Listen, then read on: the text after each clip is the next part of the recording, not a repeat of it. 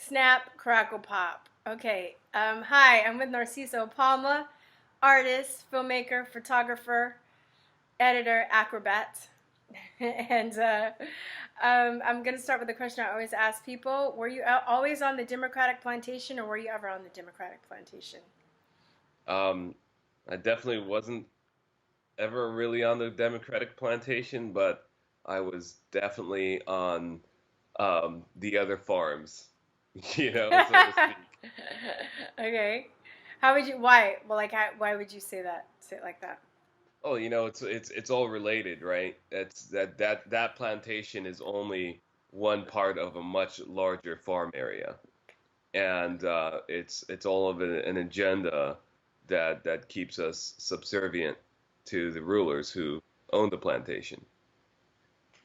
So, I mean, when did you kind of start waking up to the fact that, the mainstream media lies?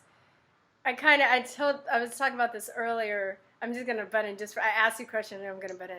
Oh yeah, you butt in all Because you need to. he's one of my best friends. So, like, I'm going to put him on blast a little bit. But I remember a couple years ago, and I was like, we were talking about voting, and I was like, yeah, I'm not gonna vote, and you're like, you need to vote, cause and I remember you got mad, and then we didn't speak for like a week or two, and then you got back to me, and you had done some research, and I was surprised that you actually did research, because of what I was talking about as far as the Clintons was concerned, and all that stuff. I was really shocked. I just thought it was gonna be one of those instances where we were just gonna have to agree to disagree.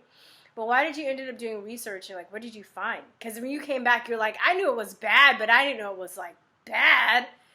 Yeah, well, I think It's like, part of it is that I have trust in the things that you've researched because you always show data when you speak to me. You show facts in your research, and that you can't really dispute that. And you kind of start to feel like, oh man, like here I am trying to have a discussion, and really at the end of the day, I realized my discussions were based on opinion and emotion and not anything to do with the facts. And I said, well, man, let me take the leap of faith here and just do a little bit of digging on my own and see what I find. And when I started to dig, and that completely shattered everything I thought I knew, I was like, well, I have to look up more because it's not like you just find one piece of information. You're like, I got it yeah, all. Like it's you have to piece the puzzle yeah. together, right? And sometimes it becomes kind of obsessive, I find, because you're like, It oh does. shit, you're like, you can't stop. You're like, oh my god, oh my god, oh my god, Yeah, yeah, and it all ties into history.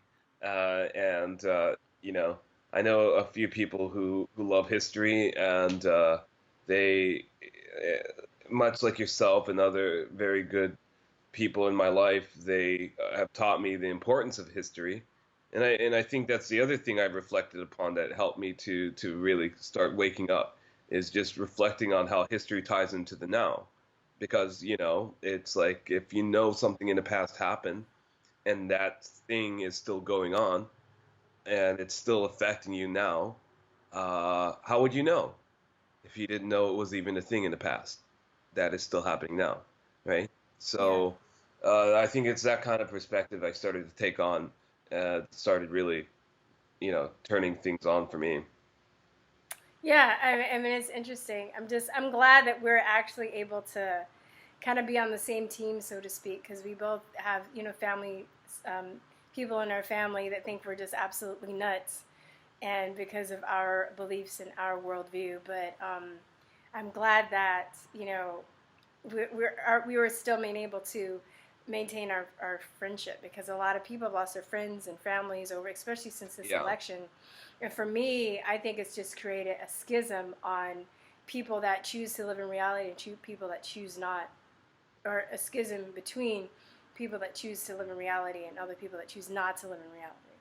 yeah. So, Narciso and we actually met when I was living in Taiwan. Funny story. You want to tell the story? Because I think you No, tell it I funny. mean, I think it's, It's funnier when you tell oh, it. Because uh, from your point of view, it's funny. yeah, my point of view was pretty funny. Hold on. I'm still producing content as we speak. I gotta check up on a message here. Okay. Pardonne-moi. Hmm. I can edit this. Okay.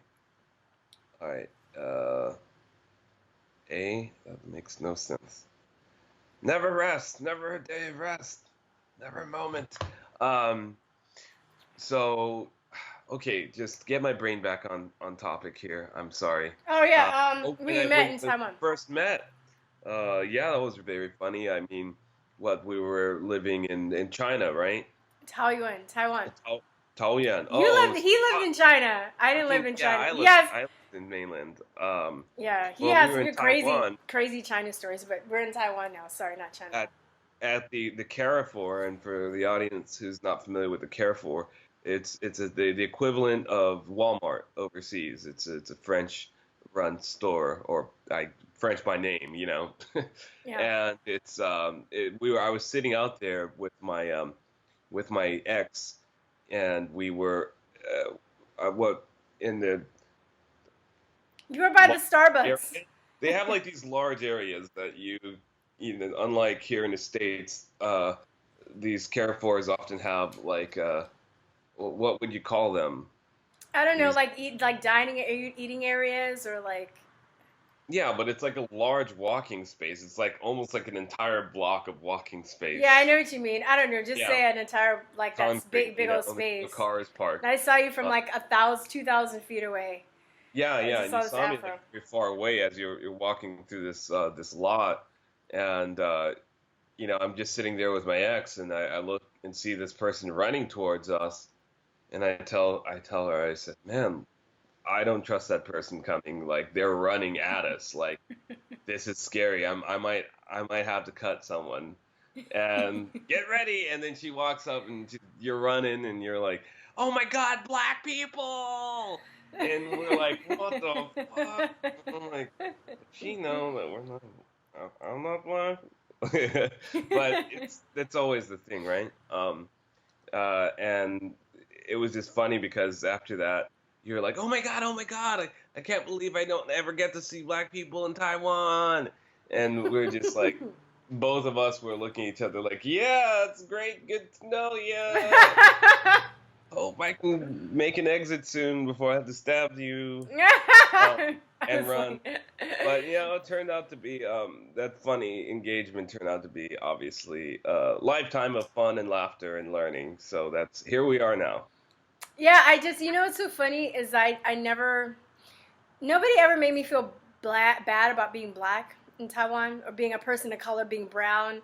At that time, I had straight hair too, and I was wearing my hair in a bun, so people thought I was like Indian or from Brazil. Or from they would say 你是巴西人吗你是印度人吗like they always thought it was something else. It was interesting, but nobody, people were curious. Certain places, if you go to smaller towns, I got stares, but I think it was just more out of curiosity. Most people were really friendly. I never had any really bad experiences because of my race in Taiwan, but we were living in a small, like a suburb of Taipei, which is an hour outside of Taipei, and you barely even saw any other Americans. And I Yeah. just saw this big old like afro from like 1,000 feet away. I was like, nobody has hair like that in Taiwan, and they have brown skin. So I Oh don't know yeah. why. It was cool. It was cool. And not every. I remember I met this other African guy, this guy from Africa, and we saw each other too. We were like, okay, we have to stop like and talk. But he was a dick, dude. He wasn't a nice person. He was not. Oh no. Yeah, he was a bit of a Oh, jerk. He was annoying. But anyway, mm. long story short, that's how we met. And Narciso has a very interesting background. His family is from Honduras. So would you tell them about that and your thoughts on the migrant caravan that's coming up? Your people. You got any cousins coming up? Oh yeah, I'm expecting a visit from my dad, waving a Honduras flag. That's very funny. My parent family, both my mom and father, are from Honduras, and it's made for very interesting kind of interaction in my own life because not only is it just talking with other people about the subject, but obviously family gets introduced into the topic, and then family talking about family, and it becomes a whole thing because um, you have to understand most individuals and your families, unfortunately not excluded from this, but most individuals really don't understand the migration concept at all, and nor do they understand what is currently happening right now. And it makes it very difficult because conversations can be very grinding because there's so much emotion that the person carries going into a conversation about the topic that they're blinded in a way that they can't even think logically about what's happening, and they forego every capacity, every safety measure in order to appease their soul, with the idea that it's going to be better because I think this way should be how it is, despite law, logic, and uh, and fact. And when you throw those out the window in light of your own emotion, you have no ability to reason based on any reality. And that's what I think this caravan movement has really brought up. It's very unfortunate because, um, you know, you see that clear as day, and individuals often have no idea who's behind this and what their modus operandum is.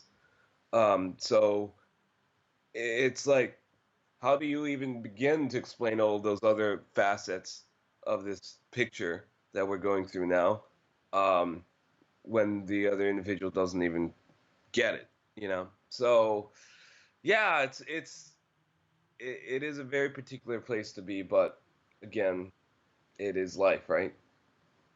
Yeah, and you're also a Katrina survivor. Katrina What survivor, was where that like? What was that like? How do you feel that formed you as a human being? And well, how old were you I when that? was what, all of 21.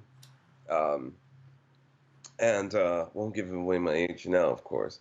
Uh, but I was 21 and I had hopefully no one is doing any math right now, but I was 21 when Katrina hit, and I found that what happens to you when you're entirely displaced, and what happens when you're leaving under duress. Um, it showed me what happens when other people are fleeing in a similar condition at the same time. And, just it showed me so much perspective. Um,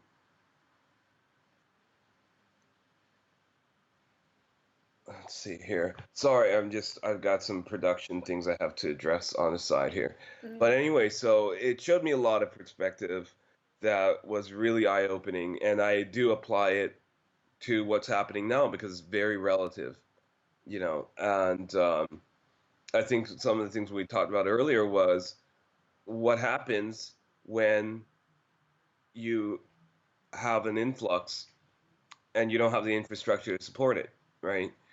And just looking at these natural disasters, it's very easy to draw that and that picture when you have gas stations that are out of gas because there's too many people coming from another city. When you have your educational system that's overburdened, and people can hardly get filled into the right schools because the schools are at max capacity. You only have X amount of teachers, right? You can't Yeah, just yeah, make new ones or yeah, make new schools appear. um, everything gets overburdened and taxed, and your stores are out of food, right? Because just simply that many more humans. What do you do with them all? How do you integrate them? And then it's not only that, but then those individuals, and we're just talking about Katrina, are bringing in different cultures, different ways of being. It's not a howdy. It's maybe something else that is not as inviting for the locals here. And then so you have this clashing of culture, and you have this influx of people using up resources that there's not enough for, and things are there's chaos, and then then you have also people looking at you with a lot of resent, especially once they realize you're a transplant, um, or a refugee or whatever sort of name you get labeled. And so there's a lot of very um, complex aspects that happen.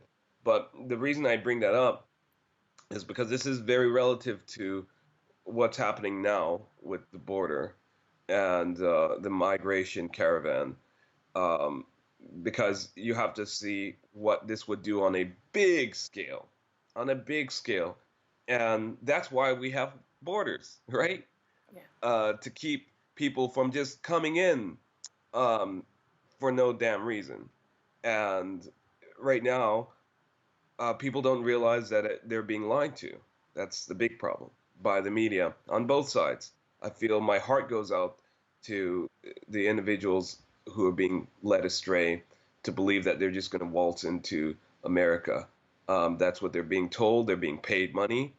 We're finding out through verifiable sources and information that this is being funded by not only banksters but people, Soros being one of them, and this channel of people and resources being driven up from Argentina all the way, and South America all the way through Central America, working in tandem with criminal organizations, and criminal gang organizations, to make their way into America to disrupt our nation. And that is the very gruesome picture behind the scenes that people don't want to identify. Um, but there's a lot to it, you know. Yeah, yeah. I mean, you must have very different perspective because you can put yourself in the shoes of the migrants because you felt like that during Katrina, but at the same time, you moved to the or your family moved to the U.S. to get away from the bad aspects of the migrant caravan that are in there. You know what I mean?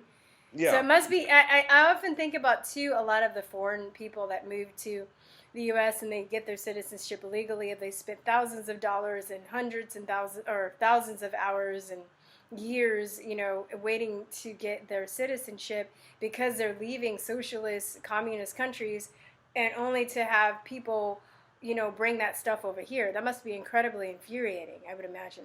You know? Do uh, you? Huh? yeah, I said, yeah, I'm No, agreeing. Like, yeah. it's like when you watch a horror movie and you think like the killer, like the killer has a person in a house and then the killer walks out, like go to the store for some milk or something, and then you think the person's gonna escape, and then they run out the house, they run down the road and they make it to the next safe house, but it's like the killer's at that house or their brother's at that house Ah, and they bring you back. That's what I'm oh like. It God. must be like that. Because I had a friend from Romania that would, she lived under Ceausescu and she would tell me all these crazy communist stories, about living under communism and stuff. So she's very like, patriotic and stuff like living in America. Do you remember Honduras? Yeah, I mean, I went there when I was a kid, I was 7 years old, and it was very. I guess my background is a little interesting because my parents migrated eventually to Alaska, where I was born and raised.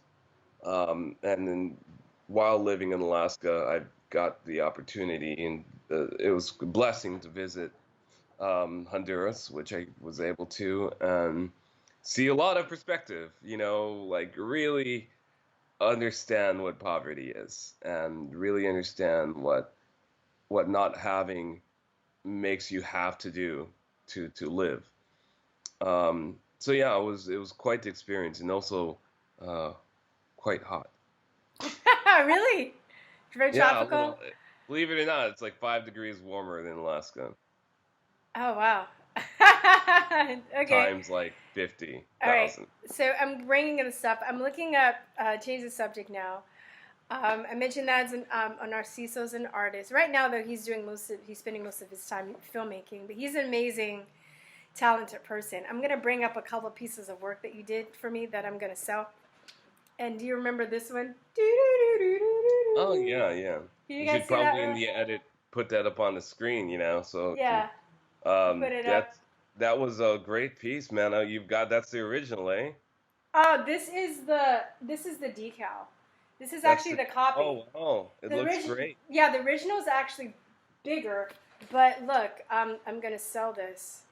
So you can buy this as artwork or frame it, or it's a sticker. It's a giant sticker as Oh, well. that's so nice. That's lovely. Yeah. So this is I, done I in will I pin. will buy one from you. But I if will I'll just I will buy my own artwork from you. you're gonna buy your own artwork. Remember the bet that we had? He did this one and another one I'm gonna show. And I remember like he was like, "Yeah, man, I can knock this out in a day." I was like, "You can't knock this out in a day." And he's like, "Yeah, yeah, yeah, I'm gonna knock it out in a few hours. I'm knocking it out in a few hours." And I was at your house, and then I was like, "What are you doing?" And he'd be in there playing video games. Oh, Just like, no, I you're was not working on surprised. it. You're not Let's working just on say that it. this painting drawathon that I subscribed myself to was probably the longest duration I've sustained painting and drawing for any period in my life. Yeah, But it was dude. only because you were there and you were like cracking a whip and you're like, "What are you doing? What are you are you like a machine? Are you not stopping?" And I remember like the first one you were able to crack out, and then I had to like post. I had to post that I love Hillary Clinton on my wall or something. Oh yeah, I lost the bet. I so I think it regret was for that. the other one you lost the bet because it was more details. The Yeah, city. yeah. I'm gonna show that one. But and then the yeah I lost you lost the bet and then I lost the bet so I had to post Hillary or some shit. Then you had to post Trump or something on your wall.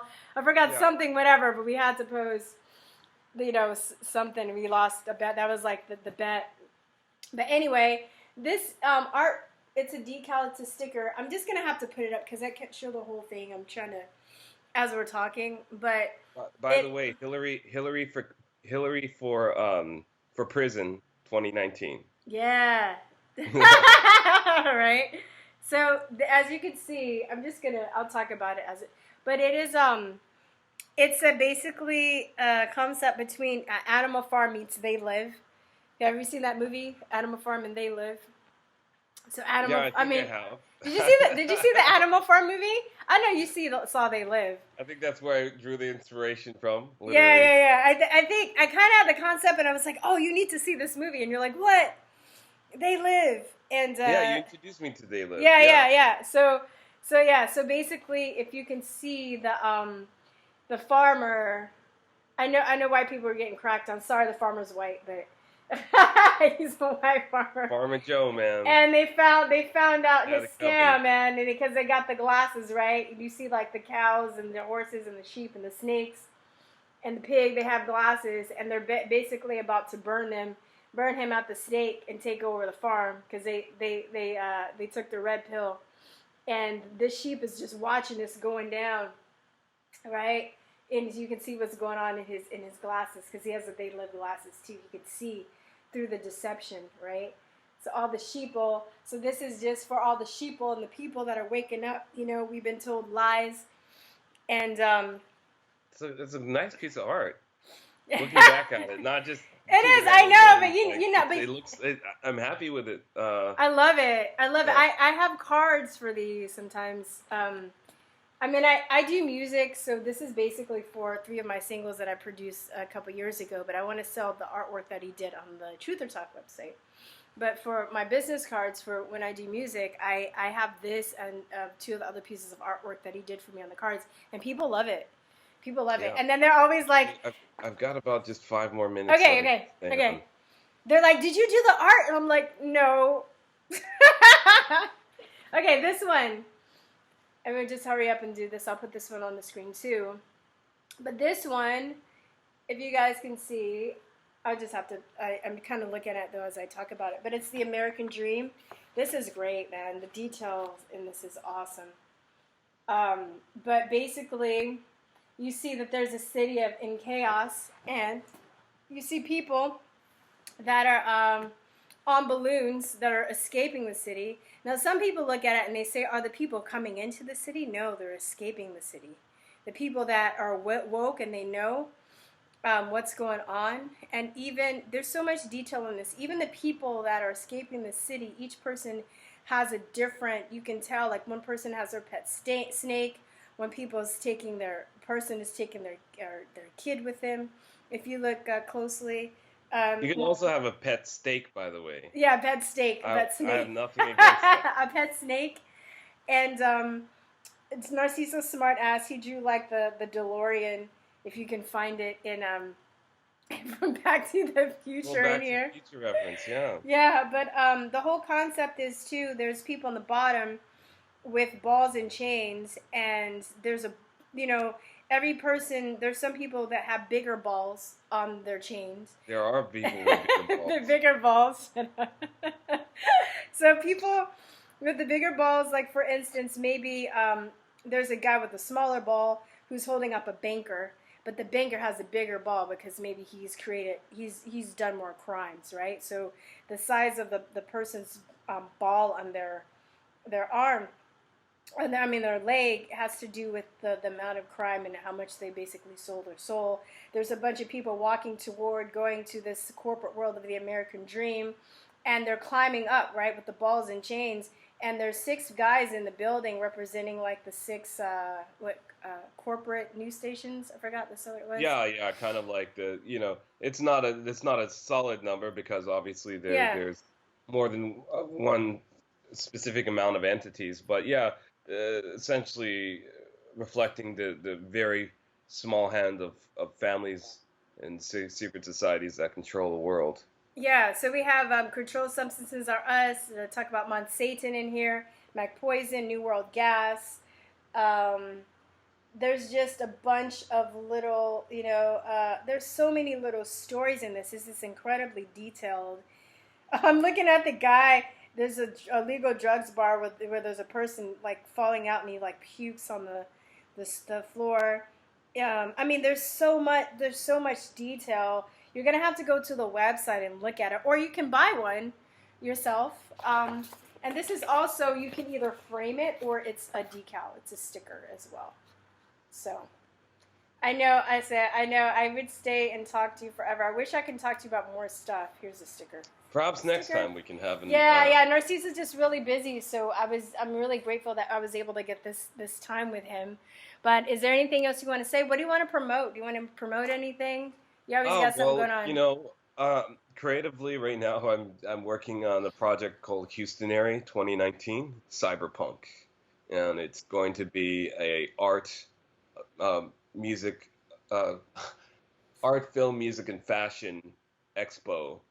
And we're basically taking the Harrisburg Art Museum and transforming that into a cyberpunk themed amazing spectacle of all of the things I just mentioned.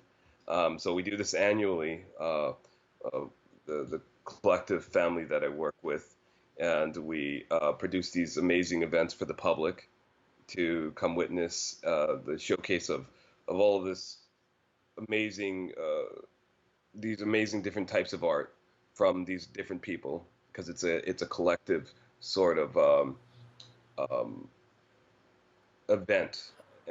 So it's going to be amazing, and you can get tickets now. Pre-sale tickets go live, and you can buy them while they're cheap. And it's going to take place in Houston, Texas, at the Harrisburg Art Museum on February 22nd. All right, guys. Well, if Yeah. you're in Texas, you guys gotta. I'm gonna be there, so I would love to see some of the people that some of the subscribers come. Is it just that one day? Yeah, it's just for one Okay, day. Yeah. so I'll be there. You better not sucker me to help you work for you too. I'm No, going as no a guest. suffering will happen this time. Narcisso's done that. He's like, yeah, come, I get you in Many for levels free, and then above I end that. up working for him. There were the days. Those were the days of grinding. Yeah, Where you yeah. have to, hey, your friend's not I'm doing anything. yeah, like, yeah, Get them okay. to help you. Yeah, And so I've also got another art project that's going to actually be in tandem with that. It's going to be the traveling live art canvas. yes. You can go to ttlac.com. That's T as in Tom, and you can check it out. But it is an amazing art project about a canvas which is traveling the world, and people paint on it, and it continues to change the story. As the story evolves, it's constantly being filmed everywhere it goes. So you get to watch actually time lapse of the canvas changing over time quickly. And it's the first to actually have been done of its kind in history. So I found this out after the fact. It's just a fun idea to start with. But that's going to be also exhibited and on display for painting as well at the event, the Houston area event. So you So can come and paint on it. people can come leave their mark. Yeah. We just finished making history over at City Hall with our campaign for Hispanic Heritage Month, and the canvas was last painted there within the halls of City Hall in Houston. So it's quite an amazing art sort of documentary that is coming through. All right. Okay, cool. I know you gotta go, man. So I love you. Mwah. And I love it very much. okay, so that's it, guys. All right, till next time. Peace, truth, and love. Bye bye. Peace.